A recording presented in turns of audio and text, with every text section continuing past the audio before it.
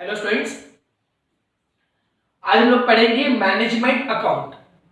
अब ये SYBCom के लिए एक न्यू सब्जेक्ट है मैनेजमेंट अकाउंट। ठीक है, तो पहले तो ये सब्जेक्ट का मीनिंग जानते हैं कि मैनेजमेंट अकाउंट एक्चुअली में होता क्या है।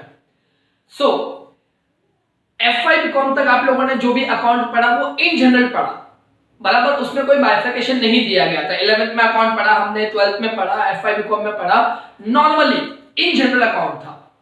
लेकिन अब हमें अकाउंट के पार्ट्स दे दिए गए हैं। फाइनेंशियल अकाउंट अलग हो गया, मैनेजमेंट अकाउंट अलग हो गया, टीवाई में आप जाओगे तो कॉस्ट अकाउंट आएगा। ठीक है, तो ये अलग अलग पार्ट्स क्या है। अभी हम लोग बात करते हैं मैनेजमेंट की। फाइनेंस को छोड़ दो, कॉस्ट को छोड़ दो। जब वो लेक्चर रहेगा, फाइनेंस का लेक्चर रहेगा, मैं फाइनेंस की बात करूंगा। टीवाई में आप लोग आ जाओगे, कॉस्ट अकाउंटिंग मैं सिखाऊंगा तो कॉस्ट की बात करेंगे।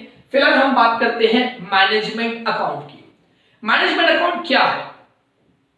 बेसिकली आप जो फाइनल अकाउंट बनाते हो या जो भी अकाउंट बनाते हो, बराबर, उसको एक प्रॉपर तरीके से रिप्रेजेंट करना, एनालिसिस करने के लिए। देखो, ये मैनेजमेंट अकाउंट मतलब एक मैनेजरियल लेवल के ऊपर होता है। अब मैनेजरियल लेवल पे क्या होता है? अकाउंट बनाना आपका काम नहीं है। If you are at the managerial level, so account बनाना, अकाउंट को प्रिपेयर करना, ये आपका काम नहीं है। ये आपके जूनियर पर्सन, आपके सबऑर्डिनेट्स आपको करके देंगे। आपको क्या करना है? आपको जो बनाया गया है अकाउंट, उसको एनालिसिस करना है और इंटरप्रिटेशन करना है। मतलब क्या? जैसे कि अगर आपका अकाउंटेंट आपको फाइनल अकाउंट बना के देता है जिसके अंदर लिखता है कि ग्रॉस प्रॉफिट 50 लाख का है, तो आपको ये एनालिसिस करना है कि वो 50 लाख का ग्रॉस प्रॉफिट कहां से आया, कैसे आया, और वो सही है या गलत है। क्या हम उससे ज्यादा कमा सकते थे या नहीं कमा सकते थे? तो ये चीज आपको करनी है। अब ये कब कर सकते हो? जब प्रॉपर वे में लिखा रहेगा तो। Management account is a subject of presentation. Again I repeat, management account is a subject of presentation. यहां पे प्रेजेंटेशन मैटर करता है स्टूडेंट्स। क्वेश्चंस में ही आपके आंसर्स होते, आपको सिर्फ यहां से चीजें उठा के वहां पे रखनी है, समझा? But proper presentation. अब पहला ही चैप्टर आपका है, that is analysis of the financial statement. अब फाइनेंशियल स्टेटमेंट मतलब क्या? तो आप लोग 11th में, 12th में, FYBCom में फाइनल अकाउंट बनाते थे। उसमें कौन से अकाउंट बनाते? ट्रेडिंग अकाउंट होता है, प्रॉफिट एंड लॉस अकाउंट होता है और बैलेंस शीट होती है, बराबर। तो यहाँ पे ट्रेडिंग और प्रॉफिट एंड लॉस अकाउंट ये एक अकाउंट है, और बैलेंस शीट जो होती है वो क्या होता है? एक स्टेटमेंट होती है। तो यहाँ पे जो आपका ट्रेडिंग और प्रॉफिट एंड लॉस अकाउंट था वो एक पार्ट में डिवाइड हो गया, that is vertical income statement, बराबर। इसके अंदर ट्रेडिंग भी आ जाएगा और प्रॉफिट एंड लॉस अकाउंट भी आ जाएगा। दोनों के दोनों अकाउंट इसके अंदर आ गए, वर्टिकल इनकम स्टेटमेंट। अब बचा बैलेंस शीट। तो बैलेंस शीट को हम लोग बोलते हैं वर्टिकल बैलेंस शीट। यानी कि टोटल इस चैप्टर में आपको दो स्टेटमेंट सीखने हैं, एक तो वर्टिकल इनकम स्टेटमेंट और दूसरा सीखना है आपको वर्टिकल बैलेंस शीट, बराबर। इनकम स्टेटमेंट के अंदर ट्रेडिंग और प्रॉफिट एंड लॉस अकाउंट दोनों भी आ गए, और बैलेंस शीट के अंदर जो आपका रहा बैलेंस शीट बचा वही आएगा, समझा? तो बैलेंस शीट का फॉर्मेट थोड़ा सा सिंपल है as compare to the income statement से। तो पहले हम बैलेंस शीट सीख लेंगे, उसके बाद नेक्स्ट लेक्चर में मैं आपको इनकम स्टेटमेंट के बारे में बताऊंगा। ओके, सो सबसे पहले अगर मैं बैलेंस शीट की बात करूं तो बैलेंस शीट में हमारे पास दो पार्ट होते हैं, बराबर। हम टी फॉर्मेट में अब तक हम लोग जो बनाते थे इस तरीके से, इसको हम लोग टी फॉर्मेट बोलते हैं। कौन सा फॉर्मेट? टी फॉर्मेट, बराबर। तो ये टी फॉर्मेट के अंदर हम लोग क्या करते हैं? यहां पे लायबिलिटी होती है और यहां पे क्या होता है? असेट्स, बराबर। वर्टिकल फॉर्मेट में ऐसा नहीं होता, ये टी फॉर्मेट है। वर्टिकल फॉर्मेट में हम लोग एक के नीचे एक लिखेंगे। एक पार्ट हो गया अपना असेट्स का, उसके नीचे हो गया लायबिलिटी का, या ऊपर हो गया लायबिलिटी का, नीचे हो गया असेट्स का। तो ऐसे एक के नीचे एक लिखेंगे। यहां पे दो अलग अलग साइड था, लायबिलिटी, असेट्स। यहां पे इस तरीके से दो अलग अलग साइड नहीं है, हम एक के नीचे एक आइटम्स लिखेंगे। ओके, सो वर्टिकल बैलेंस शीट पहले हमने दो पार्ट में डिवाइड कर दिया, sources of fund and application of fund. Sources of fund मतलब लायबिलिटी, कहां से आपने पैसा अरेंज किया, आपके पास जो पैसा आया वो कहां से आया, बराबर। तो उसको हम लोग बोलते हैं लायबिलिटी, और वर्टिकल के अंदर क्या बोलेंगे, सोर्सेस ऑफ फंड। उस पैसे को आपने कहां पे यूज किया, क्या क्या चीजें ली आपने, दैट इज असेट्स। तो असेट्स को यहां पे नाम दिया गया है एप्लीकेशन ऑफ फंड। ठीक है, वही चीज है स्टूडेंट्स, आपको बैलेंस शीट ही बनानी है, लायबिलिटी और असेट्स ही करना है, लेकिन लायबिलिटी को यहां पे नाम दे दिया सोर्सेस ऑफ फंड और असेट्स को यहां पे नाम दे दिया एप्लीकेशंस ऑफ फंड। यहां तक क्लियर है? आगे बढ़ते हैं स्टूडेंट्स। देखो अब ये जो सोर्सेस ऑफ फंड है उसको हमने दो पार्ट में फिर से डिवाइड किया, owned fund and borrowed fund. Owned fund मतलब अपने खुद का फंड, जो कि हम लोग शेयर होल्डर्स फंड भी बोलते हैं। अगर आपने कंपनी जॉइंट स्टॉक कंपनी सिखा रहेगा 12th के अंदर, ठीक है, तो आपको पता है कि दो तरीके के फंड्स होते हैं, owned fund and borrowed. Owned fund मतलब कंपनी के खुद के फंड जो कि उसने खुद से अरेंज किए हैं, और बोरोड फंड मतलब जो लोगों के पास से लोन लिया हुआ है, डेट लिया हुआ है, उसको हम लोग क्या बोलते हैं, बोरोड फंड। शेयर होल्डर्स का जो फंड होता है, शेयर कैपिटल जो होता है, वो ओन्ड कैपिटल में आता है, क्योंकि शेयर होल्डर्स तो अपने ही लोग हैं, बराबर ना। हम कंपनी के अंदर सीखते हैं कि शेयर होल्डर्स कौन है, अपने ही लोग, जो लोग हमारी कंपनी के शेयर्स परचेस करते हैं। ठीक है, सो ओन्ड कैपिटल में सबसे पहला आइटम आता है शेयर कैपिटल। क्या आता है, शेयर कैपिटल। शेयर कैपिटल के अंदर भी दो तरीके के कैपिटल होते हैं स्टूडेंट्स, बराबर, दो तरीके के शेयर्स होते हैं, एक इक्विटी शेयर्स और दूसरा क्या होता है, प्रेफरेंस शेयर्स। आप लोगों ने 12th में सीखा रहेगा। अगर आपको इक्विटी शेयर्स और प्रेफरेंस शेयर्स के बारे में आइडिया नहीं है तो स्टूडेंट्स आप लोग उसके रिगार्डिंग भी वीडियो सर्च कर सकते हो कि what is the difference between equity shares and preference shares, वो आप लोग सर्च कर सकते हो। फिर भी अगर कोई डाउट है, आपके पास मेरा नंबर है, आप मुझे कॉल कर सकते हो। So equity share capital, preference share capital, ठीक है। पॉइंट नंबर सेकंड यानी कि बी पॉइंट, देखो यहाँ पे पॉइंट नंबर ए हो गया शेयर कैपिटल। शेयर कैपिटल के अंदर दो चीजें आती है, equity shares and preference shares. Point number B मुझे दिया है रिजर्व्स एंड सरप्लस। अब रिजर्व एंड सरप्लस मतलब क्या, कंपनी को अभी तक जो भी प्रॉफिट हुआ है वो प्रॉफिट का कुछ हिस्सा हमने साइड में निकाल करके रखा एज अ रिजर्व, उसको हम लोग बोलते हैं रिजर्व्स एंड सरप्लस। इसमें क्या क्या आता है, इसमें आता है general reserve, profit and loss account का क्रेडिट बैलेंस, बराबर, और एनी अदर रिजर्व्स। आप कोई भी रिजर्व रहेगा आपको कहां लिखना है, under the point B, reserves and surplus. उसके बाद पॉइंट नंबर सी मैंने लिखा है लॉसेस एंड, यहां पे शॉर्टकट यूज किया स्टूडेंट्स, ध्यान में रखना वर्ड, फिक्टिशियस असेट्स। क्या बोला मैंने, लॉसेस एंड फिक्टिशियस असेट्स, और यहां पे लिखा है नॉट राइट ऑफ, ऐसे असेट्स जो मैंने अब तक राइट ऑफ नहीं किए हैं, बराबर। जैसे कि कभी कभार प्रॉफिट एंड लॉस अकाउंट का डेबिट बैलेंस दिया होता है तो वो इसमें आएगा पॉइंट नंबर सी में। कभी कभार मुझे preliminary expenses not write of दिया रहता है, वो यहां पे आएगा। कभी कभार miscellaneous expenses not write of दिया रहता है, वो भी यहां पे आएगा। हाँ ठीक है, तो ये चीजें यहां पे आ गई, क्या पे, losses and fictitious assets not write of.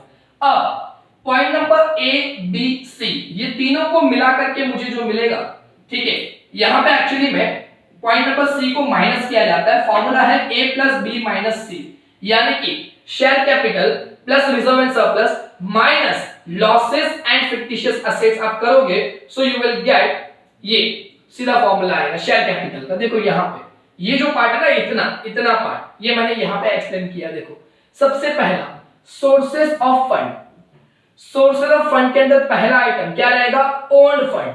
Owned fund के अंदर पहला आइटम क्या है, शेयर कैपिटल। शेयर कैपिटल के अंदर दो चीज, इक्विटी शेयर, प्रेफरेंस शेयर, दोनों का अमाउंट आ गया, ये दोनों का टोटल यहां पे मुझे क्या मिलेगा, टोटल शेयर कैपिटल मिलेगा। इक्विटी और प्रेफरेंस को ऐड करोगे तो क्या मिलेगा, टोटल शेयर कैपिटल। उसके अंदर आप रिजर्व एंड सरप्लस ऐड करोगे, उसमें से आप माइनस करोगे losses and fictitious assets.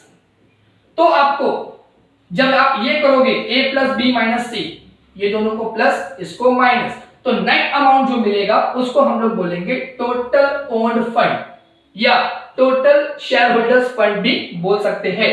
Owned fund और शेयर होल्डर्स फंड का मतलब एक ही होता है। अब आते हैं हम लोग सेकंड पार्ट के ऊपर, ये वाला पार्ट जो कि क्या है, बोरोड फंड। देखो मैंने यहाँ पे लिखा है part number second, borrowed fund. अब बोरोड फंड के अंदर दो होती है, सिक्योर्ड एंड अनसिक्योर्ड। सिक्योर्ड के अंदर ऑलवेज डिबेंचर ही आता है, क्योंकि आपने एसपी में पढ़ा रहेगा, debentures are secured against the company's assets, बराबर, they are having the security against the company's assets. तो डिबेंचर्स जो होता है वो सिक्योर्ड लोन के अंदर आता है, और इसके अलावा अगर क्वेश्चन के अंदर मेंशन किया है कि ये लोन आपका सिक्योर्ड है तो वो सिक्योर्ड लोन में जाएगा, अदरवाइज वो सीधा किस में चला जाएगा, अनसिक्योर्ड में। जो लोन के बारे में कुछ भी मेंशन नहीं किया है वो अनसिक्योर्ड में जाएगा, जिसके बारे में मेंशन किया है कि ये सिक्योर्ड है वो सिक्योर्ड लोन में जाएगा। लेकिन डिबेंचर जो होता है वो डिबेंचर ऑलवेज सिक्योर्ड लोन में ही जाएगा, समझा। सो बोरोड फंड के अंदर पॉइंट नंबर ए आ गया सिक्योर्ड, पॉइंट नंबर बी आ गया अनसिक्योर्ड। दोनों को ऐड करोगे, सिक्योर्ड और अनसिक्योर्ड दोनों को ऐड करोगे, आपको मिलेगा टोटल बोरोड फंड। उसके बाद आप जो ओन्ड फंड है ये रहा, ओन्ड फंड और बोरोड फंड दोनों को ऐड करोगे तो आपको एक अमाउंट मिलेगा जिसको हम लोग बोलेंगे कैपिटल एम्प्लॉयड। क्या बोलेंगे उसको, capital employed. I write here 1 + 2, ठीक है। आपने देखा रहेगा ना असेट्स और लायबिलिटी का जो टोटल आता है यहां पे, बराबर, ये अमाउंट क्या होना चाहिए, टैली होना चाहिए। उसी तरीके से यहां पे आता है कैपिटल एम्प्लॉयड, और ये कैपिटल एम्प्लॉयड, ये कैपिटल एम्प्लॉयड टैली होना चाहिए। ये असेट्स का पार्ट है, यहां तक लायबिलिटी का पार्ट खत्म हो गया, यहां तक कैपिटल एम्प्लॉयड तक। इसके बाद असेट्स का पार्ट शुरू होगा। लायबिलिटी का पार्ट हम लोग रिवाइज कर लेते, क्या था, सोर्सेज ऑफ फंड। लायबिलिटी को हम लोग क्या बोलते हैं, सोर्सेज ऑफ फंड बोलते हैं। उसके अंदर दो पार्ट है, कौन से, ओन्ड एंड बोरोड। ये रहा मेरा ओन्ड, ये रहा बोरोड। ओन्ड के अंदर तीन चीजें हैं, share capital, reserve and surplus, losses and fictitious assets. दोनों को ऐड करेंगे, तीसरा माइनस करेंगे, यानी कि ए प्लस बी माइनस सी, तो आपको ओन्ड फंड मिलेगा। बोरोड के अंदर दो चीजें हैं, सिक्योर्ड, अनसिक्योर्ड। आप दोनों को ऐड करोगे टोटल बोरोड मिलेगा। फिर ओन्ड एंड बोरोड दोनों को ऐड करोगे so you will get capital employed. देखो यहाँ पे मैंने लिखा है 1 + 2। फॉर्मेट एकदम सिंपल है स्टूडेंट, सिर्फ लॉजिकली याद रखना है, ठीक है। आप स्टेप बाय स्टेप जाओगे, जो जो मैंने लिखा है उसको फॉलो करोगे, डेफिनेटली आपको फॉर्मेट याद करने की जरूरत नहीं पड़ेगी, वो आपको याद रह जाएगा, ठीक है। अब बात करते हैं हम लोग यहाँ पे असेट्स की, that is application of fund. अब एप्लीकेशन ऑफ फंड में तीन चीजें आती है, fix assets, investment and working capital. Again I repeat, application of fund में तीन चीजें आती हैं, fix assets, investment and working capital, ठीक है। सबसे पहले बात करते हैं हम लोग फिक्स असेट्स की। अब यहां पे मैंने बाइफरकेशन नहीं दिखाया, स्टूडेंट ज्यादा कंफ्यूजन नहीं करना है, इसीलिए मैंने ज्यादा डिटेलिंग नहीं की है, ज्यादा बाइफरकेशन नहीं दिखाया, ताकि अगर मैं ज्यादा बाइफरकेशन दिखाऊंगा, डिटेलिंग करूंगा तो आपको फॉर्मेट याद रखने में दिक्कत होगी, ठीक है। सो हम लोग मेन पॉइंट्स जो है वो हम लोग कवर कर लेते हैं। फिक्स असेट्स, अब फिक्स असेट्स के अंदर भी दो पार्ट होते हैं, टेंजिबल, इनटेंजिबल, समझा। तो टेंजिबल, इनटेंजिबल दोनों को मिला करके आपको क्या मिलेगा, टोटल फिक्स असेट्स मिलेगा। Is it clear? Again I repeat, tangible, intangible दोनों को मिला करके क्या मिलेगा, फिक्स असेट्स मिलेगा। ग्रॉस ब्लॉक, क्या बोलते हैं उसको, ग्रॉस ब्लॉक, यहां पे उसमें से मुझे माइनस करना है डेप्रिसिएशन। आपको पता है ना, आप 11th 12th में भी वही करते थे, फिक्स असेट्स में से डेप्रिसिएशन माइनस करते। तो फिक्स असेट्स का जो अमाउंट होता है उसको हम लोग बोलते हैं ग्रॉस ब्लॉक। उसमें से डेप्रिसिएशन माइनस कर दोगे, आपको मिलेगा नेट ब्लॉक। क्या मिलेगा, नेट ब्लॉक। फिर चलते हैं पॉइंट नंबर सेकंड के ऊपर, दैट इज इन्वेस्टमेंट। इन्वेस्टमेंट हमेशा अकेला होता है, उसके साथ में कोई आइटम नहीं, एक ही आइटम दी रहेगी इन्वेस्टमेंट, 10% इन्वेस्टमेंट, 15% इन्वेस्टमेंट, इस तरीके से एक ही आइटम दी रहेगी, उसके साथ में कोई ग्रुप नहीं होता, ठीक है। सो इन्वेस्टमेंट डायरेक्टली यहां पे लिख दिया। देन आता है point number third, working capital. Working capital का फॉर्मूला है current assets minus current liability. अब करंट असेट्स क्या होता है, करंट लायबिलिटी क्या होती है, ये आपको पता है। करंट असेट्स मतलब क्या, ऐसे असेट्स जो मेरे बिजनेस में एक साल से ज्यादा टिकने वाले नहीं हैं, जैसे कि गुड्स, कैश, बैंक बैलेंस, बराबर, बिल्स रिसीवेबल, डेटर्स, ये सब क्या है, ये करंट असेट्स है। तो करंट असेट्स के टोटल में से हम करंट लायबिलिटी का टोटल माइनस करेंगे। करंट लायबिलिटी क्या है, बिल्स पेएबल, बैंक ओवरड्राफ्ट, बराबर, क्रेडिटर्स, ये सब क्या है, आउटस्टैंडिंग एक्सपेंसेस, ये सब क्या है, करंट लायबिलिटी है। So current assets minus current liability, you will get the working capital. देखो यहां पे मैंने लिखा है ए करंट असेट्स, सी मतलब करंट असेट्स, ठीक है, शॉर्ट में लिखा है मैंने। B current liability, current assets में से करंट लायबिलिटी माइनस करोगे, you will get the working capital. Then after 1 + 2 + 3 मतलब fix assets plus investment plus working capital, you will get the capital employed, I write here, यहां पे लिख देता हूं मैं 1 + 2 + 3, ठीक है। ये कैपिटल एम्प्लॉयड और ये कैपिटल एम्प्लॉयड आपका सेम आना चाहिए, तो आपकी बैलेंस शीट क्या हो गई, टैली